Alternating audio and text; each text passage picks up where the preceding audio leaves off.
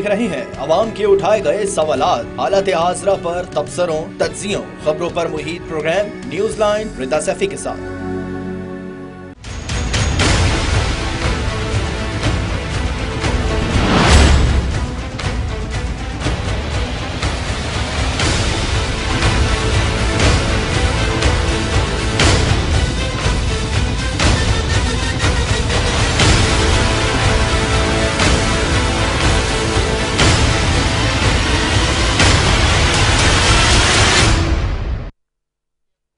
अस्सलाम वालेकुम, मैं हूँ रिदा सैफी। तहरीक इंसाफ का एहतजाज इमरान खान की रिहाई के लिए किया जाता है। पार्टी क़यादत का दावा है कि उन्हें नाजायज तौर से कैद रखा गया है। उनके खिलाफ तमाम मुकदमे बेबुनियाद और किसी सबूत के बगैर कायम हुए हैं। वो अलग बात है, माजी के कुछ एहतजाजी तहरीकें मुतनाज़ हैं, मगर अब की बार PTI के चेयरमैन बैरिस्टर गौहर कह रहे हैं कि खान साहब ही बॉस है, उन्होंने कॉल दी है तो सबका शामिल होना लाजमी है। क्या कहा उन्होंने, आइए सुनते हैं। Khan Sahib is Khan Sahib. He is the boss. He doesn't recommend. He orders. We follow. फिर बात नहीं हुई, क्योंकि खान साहब से नहीं हुई, इसलिए वो अलग बात है। आज जाएंगे खान साहब से बात करेंगे, फिर वापस एहतजाज में सारे लोग शरीक होंगे। देखो ना, खान साहब का ऑर्डर जो है। अब सवाल ये है कि साबिक वज़ीर आज़म इमरान खान को रिहाई दिलाने का बस क्या यही तरीका है?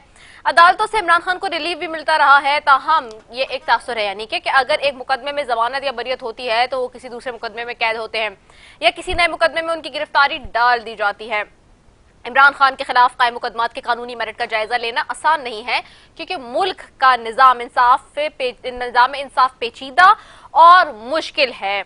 अगर अरबाब इख्तियार चाहे तो वो किसी ना किसी उज़र की बुनियाद पर किसी भी लीडर को गिरफ्तार रख सकते हैं। पाकिस्तानी इंतजामिया के ये आजमूदा हथकंडा है और मुल्की अदालतें भी इस निजाम के हाथों बेबस दिखाई देती हैं। मुस्लिम लीग नून और पीपल्स पार्टी भी इस बार यही कर रहे हैं। दोनों जमातों को शायद इससे फर्क नहीं पड़ रहा। अवाम के अंदर हमारी सा खराब हो रही है, वोट बैंक कम हो चुका है। नून लीग की ना इस वक्त कोई तंजीम है और ना कोई बयानिया, ना शहबाज शरीफ सियासत के स्टेज पर चढ़ने को तैयार है और ना मरियम नवाज ने आज तक लाहौर या पंजाब के पार्टी अहदेदारों से एक भी मुलाकात की है। पीपल्स पार्टी को पंजाब में गिलानी खानदान और मखदूम खानदान की वजह से चंद नशिस्तें मिली हैं, लेकिन पार्टी वोट बहुत कम हो चुका है। और बेनजीर भुट्टो की शहादत के बाद से पंजाब में एक भी नया वोट नहीं बढ़ा। अवामी फलाह बहबूद के बजाय ये सब ऑपोजिशन को गिराने कुचलने में लगे हैं। सवाल ये पैदा होता है कि क्या पीपल्स पार्टी और मुस्लिम लीग नून अवामी सियासत के बजाय सिस्टम की सियासत पर यकीन रखते जा रहे हैं अब? और यकीन रखते भी क्यों ना हो, जब 8 फरवरी के खराब नताइज के बावजूद ये जमातें बरसर इख्तिदार आ गई हैं और वोट ना मिलने के बावजूद इतनी पावर मिल जाए कि मर्जी के बिल्स पास कराएं, तो फिर क्या यकीनन उनको अवाम के बजाय सिस्टम की ही फिक्र होगी? और साथ ही साथ जो उनको रास्ता फराम कर रहा है, अपनी पार्टी का सदर होने के बावजूद बिलावल भुट्टो ज़रदारी कह रहे हैं कि वफाक में इज्जत नहीं दी जा रही। क्या कहा उन्होंने, आइए सुनते। नाराजगी का तो सवाल ही नहीं है और नाराज होने पे तो सियासत भी नहीं किया जाता। सियासत तो इज्जत के लिए किया जाता है और माजरत के साथ इस वक्त वफाक में ना इज्जत दिया जाता है और ना ही सियासत किया जा रहा है। बिलावल भुट्टो ज़रदारी साहब, आपसे लोगों को उम्मीदें हैं, अगर वफाक में आपकी पार्टी के लोगों को इज्जत नहीं दी जा रही तो आप अलग हो जाएं। क्यों? आप खुद ही तो कह रहे हैं कि सियासत इज्जत के लिए की जाती है। दूसरी जाने पता नहीं नून लीग किसके लिए सियासत कर रही है। कहाँ है मुस्लिम लीग नून का वो बयान है जिसमें अवाम की हुक्मरानी की बात होती थी? शायद अवाम भूल गई हो, मगर एक सहाफ़ी होने के नाते हम नहीं भूलेंगे। आपको मरियम नवाज साहिबा का वो बयान सुना देते हैं जिसमें वो अवाम की बात करती थी। मेरा डायलॉग जो है अब पाकिस्तान के अवाम के साथ होगा। लेकिन ये तमाम स्टेक होल्डर्स भी तो हैं, तो आगे बात कैसे बढ़ेगी अगर आप स्टेक होल्डर्स के साथ नहीं बैठेंगे? सबसे बड़े अवाम है, जो अवाम कहेगी लोगों को वो करना पड़ेगा। आपको क्या लगता है आपकी इस सारे बयानिए का अंजाम क्या होगा? इस सारे बयानिए का इंशाअल्लाह अंजाम जो आप देख रही हैं वो होगा कि मुल्क के एक कोने से दूसरे कोने तक हक और सच की आवाज आएगी, आईन और कानून की आवाज आएगी। सिस्टम के लिए जो आज मुल्क की दो पार्टियां कर रही है वो अवाम के लिए बेहद खतरनाक हो रहा है। अवाम के वोट की क्या कीमत रह गई है, सवाल ये है। इससे तो हमारे मुल्क में इंतखाबात के दौरान टर्नआउट बेहद कम होता जा रहा है। पाकिस्तान में अब बात कर लेते हैं थोड़ी सी फिगर्स पे। पाकिस्तान में 8 फरवरी 2024 को होने वाले सोल में कौमी असम्बली की आम इंतखाबात में वोटर्स का टर्नआउट 47.6% रहा। ये 2018 के इंतखाबात के मुकाबले में कमी थी, जब मुल्क में शिरकत की शरह 52% से जायद थी। भारतीय आम इंतखाबात 2024 की बात करें, उसमें वोटर टर्न आउट 65% से जायद रहा। हाल ही में अमेरिका में होने वाले इंतखाबात की बात करें तो उसमें वोटर टर्न आउट तकरीबन 62% से जायद रहा। बरतानिया में होने वाले इंतखाबात में 49% से जायद वोटर ने वोट डाला। हुक्मरान जमातों से यही सवाल है कि मजीद इसको कितना गिराएंगे?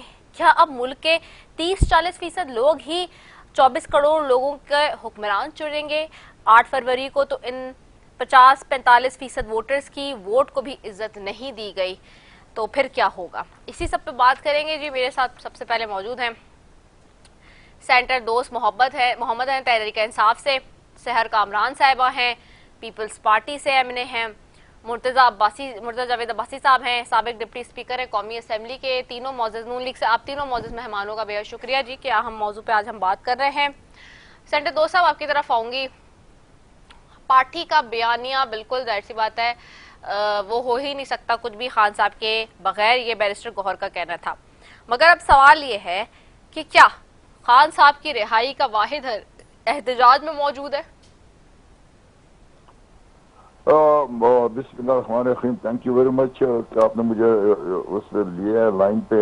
बात यह है कि ये 1.5 साल तक हम जो है ना दीवारों के साथ सर टकरा रहे थे, बच्चों की तरह आ जाते थे इस्लामाबाद, फिर भाग जाते थे। मैं आपको अपनी पार्टी का मैं कह रहा हूँ, फिर भाग जाते थे। इस दफा जो है ना बहुत सीरियस किस्म की बात होगी, डू और डाई वाली बात होगी। यहाँ तक कि इवन अल्ताफ हुसैन जो पास में हम दुश्मन थे, पीटीआई और एमकेएम दुश्मन थे, उसने कहा कि हम भी आपके साथ शामिल होंगे। इस तरह और पार्टियां भी देखें, इसमें कोई भी पार्टी अगर रह गई, ये जो पार्टियां हैं जो हमारे ऊपर रूल कर रही हैं, ये तो गुलाम हैं, गुलाम बिन गुलाम है। इनको ऊपर से जो ऑर्डर मिलता है वो इम्प्लीमेंट करते हैं। आज ना रूल ऑफ लॉ है, ना इंसाफ है, न कुछ है। मुल्क जो है तबाह हो गया है, बर्बाद हो गया है। न दहशतगर्दी के खिलाफ कुछ हो रहा है, न मैशियत को, इकोनॉमी को ठीक कर रहे हैं। मतलब किस किस्म के हमारे ऊपर ये डाकू और चोरों का, आपने डाकू और चोर भी, फिर भी मैं कहता हूँ पाकिस्तान में इसलिए अच्छे हैं कि कम से कम वो टैक्स देते हैं। कम से कम अगर इजी कार्ड भी खरीदना चाहे तो टैक्स दे देते हैं, रोटी आटा। ये जो चोर और डाकू जो हमारे ऊपर हुक्मरान है, ये लूट मार डॉलर, पाउंड और रियाल और डरम में लेके हमारे लिए नोट छोड़ देते हैं, हमारे लिए कागज छोड़ देते हैं और खुद बाहर चले जाते हैं। जी रिदा, आवाज आ रही है? जी बिल्कुल आ रही है, मुकम्मल करें अपनी बात जी। तो बात ये ना कि यहाँ आवे का हवा बिगड़ा हुआ है। जिस मुल्क की अदलिया को आपने गुलाम बनाया हुआ है, मुल्क का अदलिया की, देखे सेकेंड वर्ल्ड वॉर में जब चर्चिल वॉर रूम में बैठा हुआ था तो अपने कैबिनेट का, तो अपने वजीर इंसाफ से पूछा कि क्या मेरे जजेस, क्योंकि उस वक्त लंदन को बिल्कुल तबाह बर्बाद करके रख दिया था जर्मन के बम्बार्डमेंट जहाजों ने, तो उसने कहा जी हमारे जजेस इंसाफ दे रहे हैं। तो उसने कहा कि दुनिया की कोई ताकत अंग्रेजों को शिकस्त नहीं दे सकती, जो मेरे जजेस। अब ये जजेस जो है ना इनके गुलाम बन गए हैं। ये जजेस के नीचे जो है ना जो जिस किस्म की ये अमेंडमेंट कर रहे हैं, खुदा की कसम इस तरह तो मैंने अयूब खान का मार्शला भी देखा है, मैंने या खान का मार्शला भी देखा है, मैंने परवेज मुशर्रफ का देखा है, मैंने वो दूसरा जो डिक्टेटर है जियाउल्लाह का उसका भी देख। ऐसा सख्त कानून, ऐसा सख्त तकलीफ हमें और किससे नहीं है जो इससे है। इनके एक तो हमारे ऊपर चोरों को मुसलत किया है। अगर लाना था तो अच्छे लोगों को ले आते, टेक्नोक्रेट को ले आते। परवेज मुशर्रफ का वो 2000 में जब आया था 3 साल के लिए उसका बेस्ट पीरियड था। हर चीज बड़ी जूम कर रही थी, हर चीज इकोनॉमी, हर चीज जूम कर रही थी। जब उसने पॉलिटिकल रिकंसिलिएशन की गुजरात के चौधरी के साथ, तो मुल्क का क्या असर। अभी तक मुल्क जो है ना तबाह बर्बाद तो हुआ है, कुछ नहीं हो रहा है। लोग घबराए हुए हैं, घरों में बैठे हुए हैं, हिस्से में बैठे हुए हैं। बैंक एक दिन में 4 बैंक इस्लामाबाद में लूटे जा रहे हैं। खैबर पख्तूनख्वा के ये हाल है क्या आप 10 बजे से पहले आप घर से नहीं निकल सकते और 3 बजे घर में आपको होना चाहिए, वरना अल्लाह बचाए कि क्या हो रहा है क्या नहीं हो रहा है। ये किस किस्म के तालिबान जो ना कुल्ला असला लेके रोडों पे लोगों को वो करते हैं, तलाशियां करते हैं। कुल्ला मेन रोडों पे, एक्सप्रेस वे पे, मोटरवे पे कुलम कुला, और कानून नाम की कोई चीज ही नहीं है, न कुछ है न कुछ है। हम तो ये समझ रहे हैं कि वो लोग कहते थे बनाना रिपब्लिक हमसे 1000 गुना अच्छा है। ठीक हो गया है। मैं सहर कामरान साहिबा की तरफ जाती हूँ। सहर कामरान साहिबा, आपको आवाज आ रही है मेरी? सहर कामरान साहिबा, आपको आवाज आ रही है? अच्छा, मुझे सहर कामरान साहिबा की आवाज नहीं आ रही। एक शॉर्ट कमर्शियल ब्रेक की तरफ भी मैंने जाना है जी। एक ब्रेक लेते हैं, उसके बाद वापस आते हैं। Stay tuned.